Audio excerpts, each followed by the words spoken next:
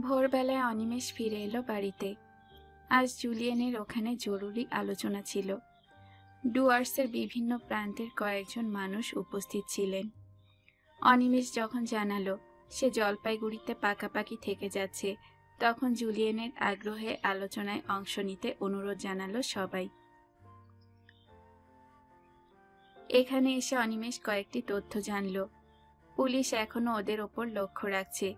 বামফ্রন্ট চাইছে না তারা সক্রিয় হোক। আন্দোলনের সময় যারা কাঁধে কাঁধ মিলিয়ে সারা ভারতবর্ষ জুড়ে পা বাড়িয়েছিল, তাদের অনেকেই এখন ছিটকে গেছে নানান দিকে।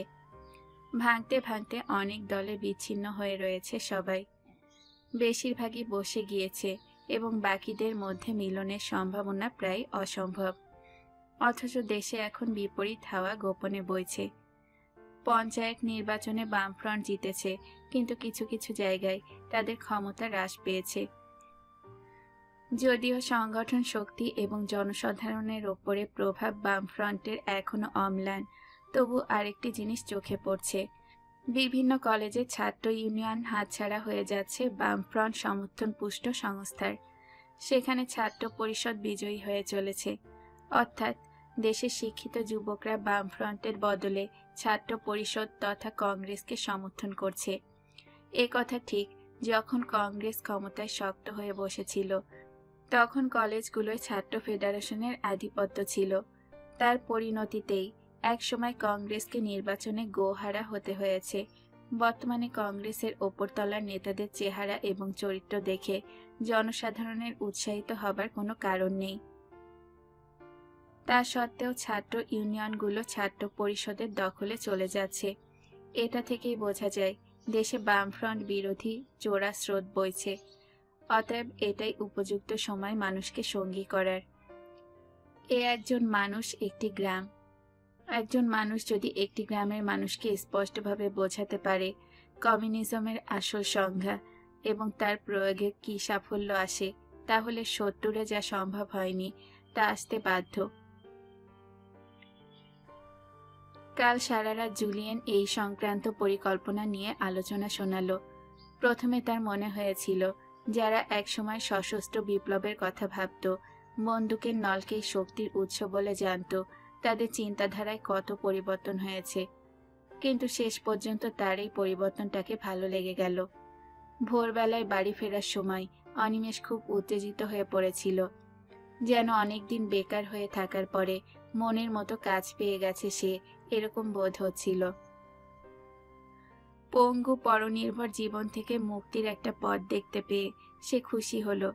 জুলিয়েনের সঙ্গে কাজ করলে তার শারীরিক অসুবিধাগুলো বাধা হয়ে দাঁড়াবে না, এটাই বড় কথা। আলোচনায় এমনই বোধ হয়েছিল অনিমেষ যে কিছুক্ষণ তার মাথায় একটু আগের ঘটনা নিষ্ক্রিয় হয়েছিল। মাধবীলতা চলে যাবে, অর্ক তার জন্ম বৃত্তান্ত জেনে গেছে, এই ভয়াবহ সত্যি বাড়ি ফেরার পথে তার মাথায় ফিরে এলো। ঘোলাটে অন্ধকার মাখা তিস্তার চরের শেষে দাঁড়িয়ে অনিমেষের বুকের ভেতরটা টনটন করে উঠল। কিন্তু যে কষ্টটা বুকের মধ্যে প্রথম রাত্রে আহত হয়ে ছটফট করছিল, তার সার যেন অনেকটা কমে এসেছিল। অনিমেষ ধীরে ধীরে যখন বাড়ির কাছে পৌঁছালো, তখন আকাশের কোণে লালচে ছোপ লেগেছে। সারাটা রাত নির্ঘুম কেটেছিল মাধবীলতার। প্রায় সমস্ত শরীর থরথরিয়ে কাঁপছিল এবং সেই সঙ্গে বমি। মায়ের এই অবস্থা দেখে অর্ক ভীষণ নার্ভাস হয়ে পড়েছিল। মাধবীলতা মাথা নেড়েছিল। তুই শুয়ে পড়, আমাকে একটু একা থাকতে দে। দুহাতে মুখ ঢেকে মাধবীলতা বসেছিল। রাতটা কখন বরফের মতো ধীরে ধীরে গলে গেল তা ওরা কেউ টের পায়নি। ঘুমোতে পারেনি অর্ক। প্রচণ্ড অস্বস্তি হচ্ছিল তার, অথচ কি করা উচিত তাও বুঝতে পারছিল না। শেষ পর্যন্ত কেমন থিতিয়ে গেল সে।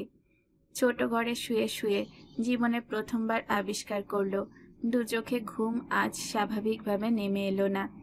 চোখের দুটো পাতা যে কখনো কখনো শুকনো হয়, এই প্রথম সে টের পেল। গেটের বাঁধন খুলে বাগানে পা দেওয়া মাত্র অনিমেষ দেখতে পেল বারান্দার কোণে কেউ দাঁড়িয়ে আছে।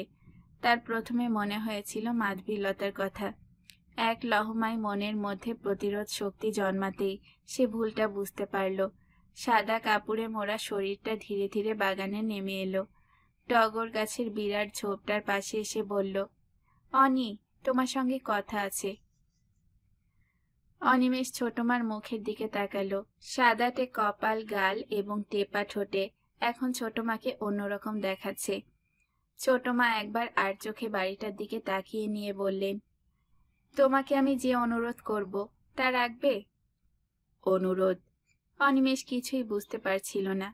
এই ভোরে ছোট মা এভাবে অপেক্ষা করবেন, গাছের আড়ালে এসে তাকে অনুরোধ জানাবেন নরম গলায়, কিন্তু কেন? অনিমেষ বলল, হ্যাঁ। তুমি ওদের সঙ্গে কলকাতায় ফিরে যাও। ফিরে যাব? হ্যাঁ, আমি চাই তুমি ফিরে যাও। অনিমেষ হতভম্ব হয়ে গেল এবার।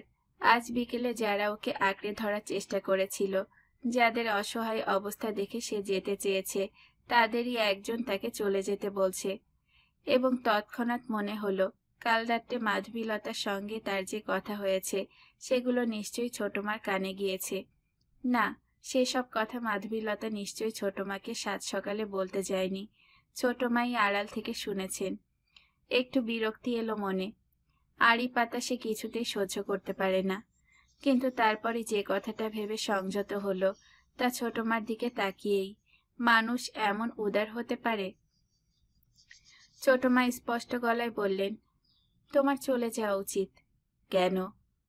কারণ তুমি জানো, কাউকে দুঃখ দিয়ে জীবনে সুখী হওয়া যায় না। কাউকে দুঃখ দিচ্ছি তা জানলে কি করে? ছেলে মানুষই করো না। এই বাড়িতে রাত্রে নিচু গলায় কথা না বললে সব ঘরে পৌঁছায়। ছোট মা মুখ নামালেন। অনিমেষ মাথা নাড়ল। হ্যাঁ তাই, এই বাড়ির এটাই ত্রুটি, রাত বাড়লে শব্দ গম গম করে। অনিমেষ জিজ্ঞাসা করল, তুমি সব শুনেছ? হ্যাঁ, আমি সারা রাত ঘুমোতে পারিনি। মেয়েটা তোমাকে সত্যিই ভালোবাসে, ওকে আর কষ্ট দিও না। আমি কিন্তু কোনো অন্যায় করিনি, আমি এখানে থাকতে চেয়েছি। এতে তারও কোনো আপত্তি নেই, শুধু আগে ভাগে অনুমতি নেইনি বলে। এত সামান্য কারণে কেউ যদি অপমানিত বোধ করে তাহলে একসঙ্গে থাকা মুশকিল ব্যাপার হয়ে দাঁড়াবে। সামান্য কারণ? অনি, তুমি জীবনে বোধহয় অনেক অভিজ্ঞতা পেয়েছ, কিন্তু মেয়েদের মন বোঝনি। যা তোমার কাছে সামান্য মনে হচ্ছে, একটি মেয়ে তার জন্য জীবন দিয়ে দিতে পারে। কিন্তু আমি চলে গেলে তোমাদের কি হবে? কিছু একটা তো হবেই। এতদিন যখন সে কথা ভাবনি, আজ নতুন করে নাইবা ভাবলে। তাহলে তুমি আমাকে তাড়িয়ে দিচ্ছ? ছোট মা সহসা মুখ তুললেন। তার শুকনো মুখে কিছু একটা চলকে উঠল। অনিমেষ দেখল কোথা থেকে একটা চোরা জলের স্রোত চোখের পাতায় টইটুম্বুর হয়ে উঠল। ছোট মা বললেন, তুমি কখনো কাউকে ভালোবেসেছ অনিমেষ? বাসনি, কিন্তু তোমার কি ভাগ্য, শুধু ভালোবাসা পেয়েই গেলে, তার দাম বুঝতে পারলে না। পারলে আজ আমাকে এই প্রশ্ন করতে না। আমার দিকে তাকিয়ে দেখো, আমি জীবনে কি পেয়েছি। অনিমেষ ধীরে ধীরে মাথা নাড়ল। আমি জানি। কিছুই জানো না। ছিটকে বেরোলো শব্দগুলো। তোমার বাবার সঙ্গে চিরকাল ভাসুর ভাদ্র বউ হয়ে রয়ে গেছি, তা তুমি জানো? তুমি চলে যাও, দয়া করে চলে যাও। ছোট মা বেরিয়ে আসা কান্নাটাকে গিলতে গিলতে বাগান ডিঙ্গিয়ে ছোট বাড়ির খিড়কি দরজার সামনে দ্রুত পায়ে চলে গেলেন। অনিমেষ অসাড় হয়ে দাঁড়িয়েছিল। তার মাথার প্রতিটি কোণ যেন নিষ্ক্রিয়, দৃষ্টিশক্তি ঝাপসা। অনেক বছর আগের একটি দৃশ্য আজ হঠাৎ ছিটকে উঠল সামনে। স্বর্গ ছেড়ে পাশ করার পর দেখা করতে গিয়েছে তরুণ অনিমেষ। কলকাতার কলেজে পড়তে যাওয়া স্থির। ছোট মা ছিলেন চা বাগানের এক বিয়ে বাড়িতে, তার পাশাপাশি বেরিয়ে এসেছিল সে। বিরাট মাঠ ডিঙ্গিয়ে স্বর্ণচাপার গাছের নিচ দিয়ে যেতে যেতে হঠাৎ ছোট মা তার হাতে একটি সোনার আংটি পরিয়ে দিয়েছিলেন। আংটির ওপরে লেখা ছিল অ। সেদিন সেই প্রাপ্তিতে শিহরিত হয়েছিল সে। ছোট মা বলেছিলেন অ শব্দটার মানে নেই। আজ এই কচি কলাপাতা রঙের রোদ যখন সুপারি গাছের মাথা থেকে নিচে লাফিয়ে পড়ার উপক্রম করছে, তখন অনিমেষের মনে হলো তার জীবনের সবকিছুই না হয়ে গেল। সেই আংটিটাকে কোথায় ফেলেছে আজ তার মনে নেই। হয়তো আন্দোলনের সময় কিংবা জেলে। এখন আর তার স্মৃতিতে নেই। কোথায় হারিয়েছে সেটা? কিন্তু একটা বিশাল না তার সামনে ঈশ্বর কুঁদে দিয়েছেন নির্মম হাতে। কে কে ওখানে? কে ওটা? অনিমেষ ঘাড় ঘুরিয়ে দেখল হেমলতা বাগানে, পায়ে পায়ে শিশির কিংবা কাঁটা থেকে বাঁচবার জন্য যে ছেঁড়া কাপড়ের জুতো, সেটা বোধহয় শরীর শেকড়ের ফেলে যাওয়া। ডান হাতে বাঁকানো লাঠি আর বাঁ হাতে ফুলের সাজি। গন্ধরাজ গাছের সামনে দাঁড়িয়ে এদিকে মুখ করে চোখ পিটপিট করছেন। অনিমেষ বলল, আমি। ও অনি, কখন উঠেছিস? তারপর ফোকলা মুখে একগাল হেসে বললেন, স্কুলে পড়তে দাদু তোকে কাক ভরে বিছানা থেকে ডেকে তুলতো, মনে নেই? তুই তখন যেতেই চাইতিস না, তাই এই সাত সকালে বাগানে কি করছিস? কথা বলতে বলতে হেমলতা লাঠি উঁচিয়ে গন্ধরাজের মগডালটাকে নিচে নামিয়ে একটা ফুল ছিঁড়ে সাজিতে রাখলেন। অনিমেষ বলল, ঘুম আসছিল না তাই। নিশ্চয় বাই হয়েছে পেটে। আমার তো বাবা জলপাইগুড়িতে এসে একদিনও অম্বল ছাড়া গেল না। এমন বিশ্রী জল স্বর্গ সেরাতে ছিল না। বাবাকে বলতাম বাড়ি বানাবার আর জায়গা পেলেন না। কাশী বৃন্দাবন না হোক, দেওঘরে বাড়ি করলে শরীরটা নষ্ট হতো না। কি হলো বাড়ি করে?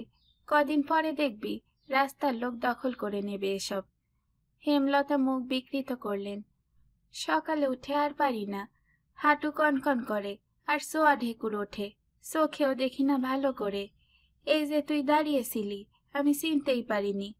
তুই তো অনেক ঘুরেছিস, সব জায়গায় কি মেয়েরা দেরিতে মরে রে? অনিমেষ হাসল। সকালবেলায় এই প্রথম তার একটু হালকা লাগলো। তারপর ক্রাচে ভর দিয়ে সে হেমলতার দিকে এগিয়ে এলো। হেমলতা বললেন, দেখিস শুয়ে ফেলিস না আবার। অনিমেষ বলল, দিনরাত মরার কথা বলো, অথচ এই বাতিকগুলো গেল না। হেমলতা বললেন, তুই এসব বুঝবি কি করে? নাস্তিক কোথাকার। যারা মানুষ খুন করে তাদের কোনো বোধ থাকে না। বোধ শব্দটি হেমলতার মুখে অদ্ভুত শোনালো। অনিমেষ জিজ্ঞাসা করল, আমি মানুষ খুন করেছি কে বলল? শুনেছি শুনেছি, সবই শুনেছি। তবে তোর বউটা খুব ভালো, বড় ভালো মেয়ে। এই সাত সকালে উনান ধরিয়ে চা করতে বসে গেছে। তা হ্যাঁ রে, মেয়েটার কলকাতায় একা থাকতে অসুবিধে হবে না। অনিমেষের কপালে ভাঁজ পড়ল। কাল রাত্রের ওই কথাবার্তার পর মাধবীলতা আজ সকালে উনান ধরিয়ে চা করছে। তাহলে কি গত রাত্রের ঘটনা শুধু উত্তেজনার ফসল? আজ সকালে সেটা কমে যেতেই অনিমেষ আরো হালকা হলো। শুধু অর্কের কাছে সব পরিষ্কার হয়ে গেল, এই যা। ভালোই হলো, যা সত্যি তা ছেলেটার জানা উচিত। কি রে, হা করে আকাশের দিকে চেয়ে আসিস কেন? হেমলতার গলা শুনে অনিমেষের সম্বিত ফিরল। অসুবিধা হবে কিনা তা ওকে জিজ্ঞাসা করলে ভালো হতো না? জিজ্ঞাসা করেছিলাম, বলল মোটেই হবে না। ছেলে বড় হয়েছে, এখন আর কোনো চিন্তা নেই। কিন্তু তুই ওর জন্য একটা চাকরির খোঁজ কর এখানে। কখন জিজ্ঞাসা করেছিলে? এই তো একটু আগে। অনিমেষ গম্ভীর হয়ে গেল। মাধবীলতা যেন ইচ্ছাকৃতভাবে তাকে বিদ্ধ করতে চাইছে। এই সময় হেমলতা প্রফুল্ল মনে বললেন, তুই এই বাড়িতে থাকবি জানলে পরিতোষ মাথা চুল ছিঁড়বে।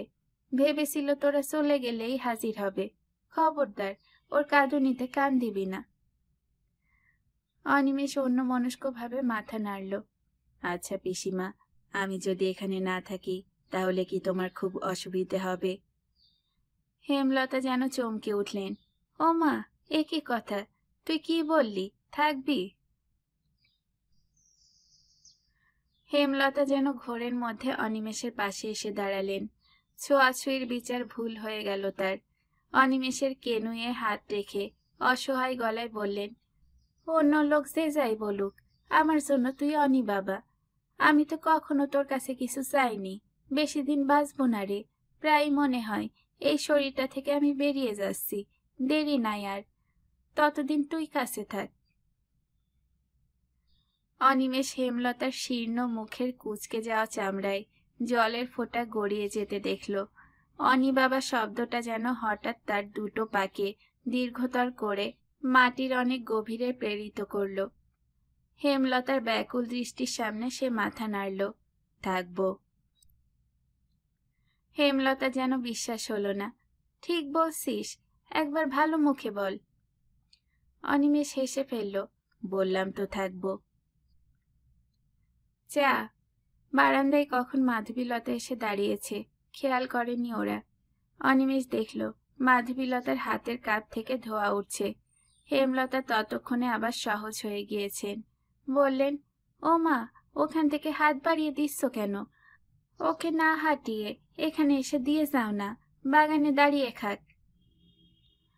মাধবীলতা সিঁড়ি ভেঙে অনিমেষের হাতে যখন কাপ ধরিয়ে দিল, তখন হেমলতা বললেন, তোমার বেশি দিন কলকাতায় থাকা চলবে না। এখানে যদি চাকরি হয় তাহলে চটপট চলে আসবে, বুঝলে? মাধবীলতা কোনো উত্তর না দিয়ে ফিরে গিয়ে সিঁড়িতে উঠে দাঁড়ালো।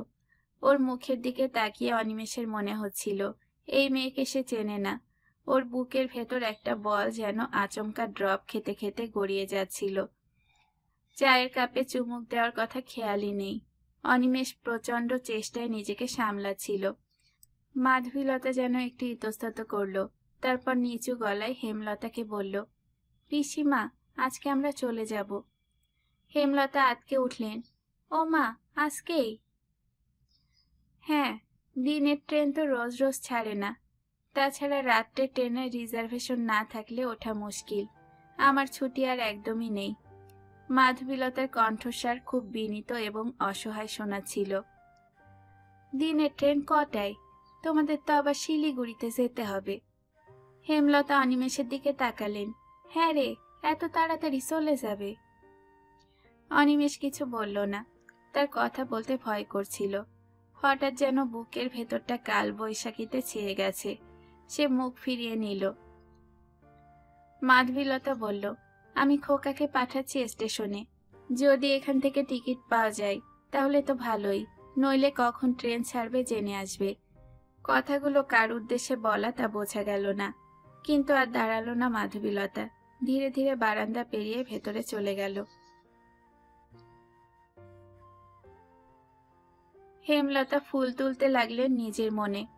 অনিমেষ সিঁড়ি ভেঙে বারান্দায় উঠে এসে চেয়ারে শরীর এলিয়ে দিল। মুখ হাত ধোয়া হয়নি। কাল সারা রাত না ঘুমিয়ে এখন ঝিমঝিম করছে সমস্ত শরীর, অথচ চোখের পাতায় ঘুমের চিহ্ন মাত্র নেই। এখন রোদ নেমে এসেছে ঘাসে, শিশির দ্রুত শুকিয়ে যাচ্ছে। এই ভোরবেলায় একটা কাক গেটের ওপরে প্রাণপণে চিৎকার করে যাচ্ছে। অনিমেষের ইচ্ছে করছিল এক দৌড়ে মাধবীলতার কাছে যায়, তাকে দুহাতে জড়িয়ে ধরে বলে, তোমাকে যেতে দেব না। এই মুহূর্তে অনেক যুক্তি তর্ক ছাড়িয়ে শুধু এইটুকুই মনে হচ্ছে, মাধবীলতাকে যেতে দেওয়া উচিত হবে না। ঠিক তখনই ভেতর থেকে অর্ক বেরিয়ে এলো, বাইরে যাওয়ার পোশাক পরনে। চুপচাপ নেমে গেল বারান্দা দিয়ে, তারপর গেট খুলে এমুখ হলো বন্ধ করতে। অনিমেষ দেখল ছেলের ঠোঁট শক্ত। উড়ে যাওয়া কাকটার দিকেও নজর করল না। অর্ক যে তার সঙ্গে কথা বলছে না লক্ষ্য করে অনিমেষ অসহায়ের মতো জিজ্ঞাসা করল, কোথায় যাচ্ছিস? অর্ক যেন এমন প্রশ্নের জন্য তৈরি ছিল, চোখ না তুলে জবাব দিল, স্টেশনে। তারপর তার পুরো শরীরটা আড়ালে চলে গেল। অনিমেষ পাথরের মতো বসেছিল। ভীষণ নির্জীব মনে হচ্ছিল নিজেকে।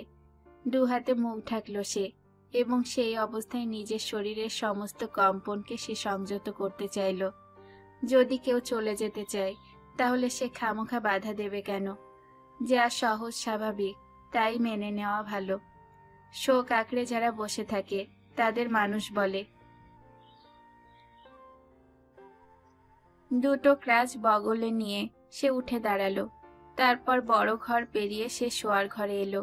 মাধবীলতা নেই। তোয়ালে এবং ব্রাশ নিয়ে সে বাথরুমে চলে এলো। মহিতোষ মারা যাবার পর এদিকের বাথরুমটা তারা ব্যবহার করছে, ফলে আর ওঠানামা করতে হচ্ছে না তাকে। মুখে হাতে জল দিতে দিতে শরীরটায় স্বস্তি এলো। এখন আর এক কাপ চা পেলে ভালো হতো, কিন্তু কে দেবে? নিজের ঘরে ফিরে এসে অনিমেষ খাটে বসলো। তারপর লক্ষ্য করলো জিনিসপত্র এর মধ্যেই গোছানো হয়ে গেছে। সেদিকে তাকিয়ে ক্রমশ নিজেকে উদাস করে ফেলেছিল সে। আর তারপরই মাধবীলতা ঘরে এলো।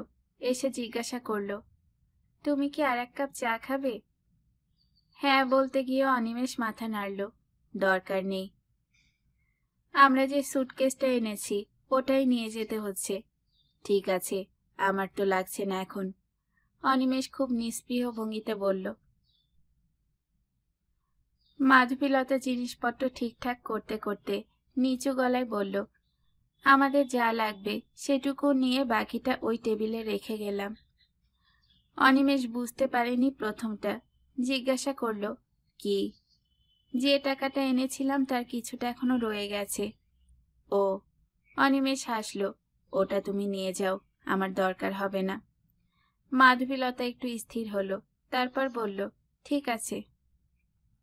অনিমেষ বলল, জানি না কখন ট্রেন, মনে হচ্ছে কে যেন বলেছিল দুপুরের দিকে ছাড়ে, রাত্রেই হাওড়া পৌঁছে যায়, সাবধানে যেও। মাধবীলতা কোনো জবাব দিল না। অনিমেষের ব্যবহৃত তোয়ালেটা নিয়ে বেরিয়ে গেল ঘর ছেড়ে। অনিমেষ শুয়ে পড়ল এবার। এতক্ষণ তারা এই ঘরে কিছু অর্থহীন কথা বলেছে, এটা স্পষ্ট, অথচ এই কথাগুলো না বললে আবহাওয়াটা আরো ভারী হয়ে যেত। চোখ বন্ধ করল অনিমেষ। না, সে কিছুতেই হারাবে না। মাধবীলতা যদি সত্যি সত্যি ওই মানসিকতায় পৌঁছে যায় তাহলে সে নিশ্চয়ই অভিনয় করতে পারবে। অনিমেষের শরীরে একটা কনকনে স্রোত উঠে আসছিল। সে সেটাকে চাপা দেবার জন্যই বোধহয় উপুর হয়ে শুল। সরিচ্ছে করে সেই সাধের বাড়ির চারপাশে ফুল আর ফলের গাছ, তার ডালে বসে নানা রকম পাখি নিজেদের সুরে ডেকে যাচ্ছে। মৃদু হাওয়ায় দোল খাচ্ছে গাছের ডালগুলো। ট্রেনটা ছাড়বে নিউ জলপাইগুড়ি স্টেশন থেকে 10:30টায়। টিকিট পাওয়া যাবে সেখান থেকেই। জলপাইগুড়ি থেকে 8:30টার ট্রেন না ধরলে মুশকিলে পড়তে হবে, কারণ সব বাস নিউ জলপাইগুড়ি স্টেশনে যায় না। অর্ক এসে এই খবর দিল যখন, তখন আর হাতে বেশি সময় নেই। মাধবীলতা স্নান হয়ে গিয়েছিল। হেমলতা এবং ছোট মা বড় ঘরে এসে দাঁড়িয়েছেন। ছোট মাকে এখন অত্যন্ত নির্লিপ্ত দেখাচ্ছে। কথা বলছেন হেমলতা। অনর্গল বকবক করে যাচ্ছেন, সাবধানে থাকতে হবে। ছেলে যাতে মন দিয়ে পড়াশোনা করে সেদিকে লক্ষ্য রাখতে হবে। ছুটি ছাটা হলেই যেন চলে আসে, আর প্রত্যেক সপ্তাহে মনে করে যেন চিঠি দেয় মাধবীলতা। অর্ক রিক্সা ডাকতে গিয়েছে। ওরা তিনজন বারান্দায় দাঁড়িয়ে, একটু পেছনে অনিমেষ, মাধবীলতা পেছনে। এত চেনা, অথচ আজ কিছুই করার নেই। হেমলতা আফসোস করছিলেন, একটু আগে জানলে ওদের ট্রেনে খাওয়ার ব্যবস্থা বাড়ি থেকেই করে দিতে পারতেন।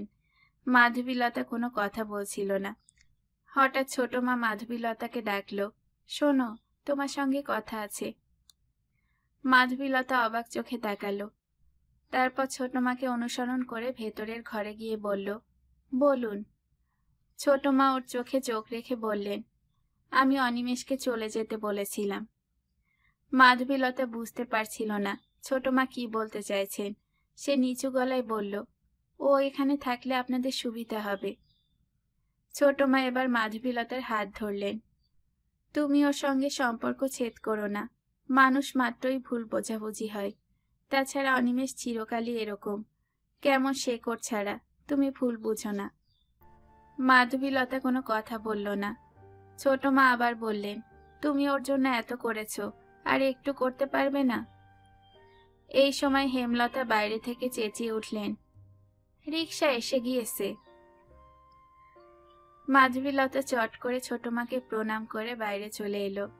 তারপর নিচু হয়ে হেমলতাকে প্রণাম করতেই তিনি ওকে জড়িয়ে ধরে কেঁদে ফেললেন, বাড়ির বউ হয়ে তুমি মা দূরে রইলে।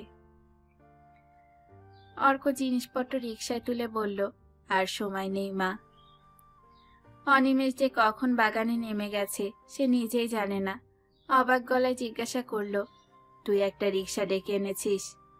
অর্ক মাথা নাড়ল, হ্যাঁ।